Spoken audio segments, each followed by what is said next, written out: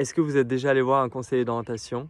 Et si oui, vous est-il permis de trouver votre voie? Dites-moi en commentaire si c'est le cas. Salut, c'est Samuel de l'Art de trouver sa voie.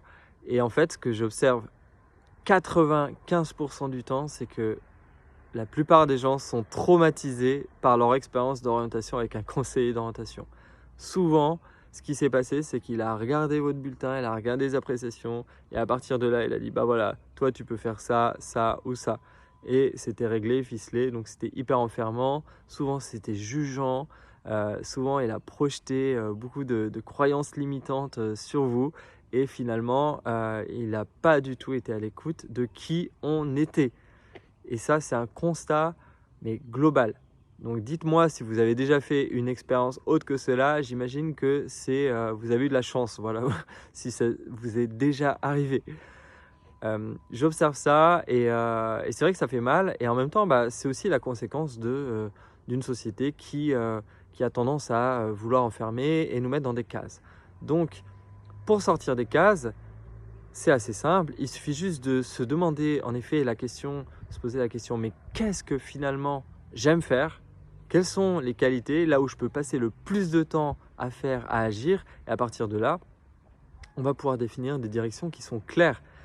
Et cette question-là, on ne nous la pose pas souvent. D'ailleurs, à l'école, souvent, on nous dit apprends à aimer ce que tu n'aimes pas faire ou deviens bon là où tu n'es pas bon, ce qui nous amène à perdre du discernement sur quelle est la direction qui est juste pour nous.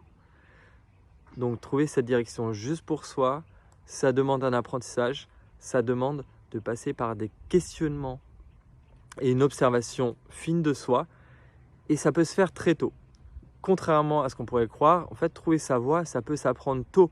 C'est pas obligé d'attendre 25-30 ans pour trouver sa voie, on peut la trouver assez tôt. Ce que j'ai observé de mon expérience de 8 ans d'accompagnement avec les jeunes, c'est qu'assez tôt, ils savent clairement en eux discerner, oui, ça j'aime faire, ça j'aime pas faire. Donc je peux aller dans cette direction et dans cette direction-là, ça me parle pas. En fait, on peut faire ce job assez tôt. Pour ça, il faut le commencer tôt. Donc la période de l'orientation a sonné. Ça y est, il va falloir faire les choix d'orientation, les vœux d'orientation pour le mois c'est début mars, il me semble, courant mars.